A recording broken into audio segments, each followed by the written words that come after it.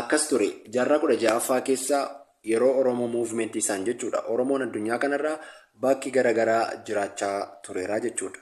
Itoophiyaa keessaallee aga daangaa Tigraay keessaallee hortee Raayyaa akkasumas illee gara Goojjamiin immoo hortee Liibanii fi Meettaa jechuudha.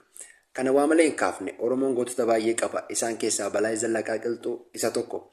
Balaay Zallaqaa abbaa isaa Zallaqaa Qilxuurraa bara 1902 dhalatee bara 1937 du'aan addunyaa kanarraa boqoteera.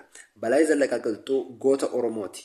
Haa ta'u iyyuu malee seenessi qeenxeen yookiis immoo seenessi dabaa biyya kana keessa waan jiruuf kitaaba kaarikulamii barnoota haaraa kitaaba seenaa kutaa 12ffaa irratti akkas jedheetu barraa'ee jira.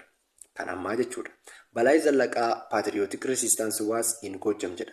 Kun immoo Balaay Zallaqaa akka sabaan lammii biraa ta'eetti kan fudhatamedha jechuudha. Garuu dhugaan jiru kanarraa adda. Balaay Zallaqaa Qilxuu Oromoodha. Yoomiyyuu taanaan seenaan gootowwan Oromoo kanaan dura hatamanii turanii ni deebi'a. Ifattis ni ba'a. Galatooma.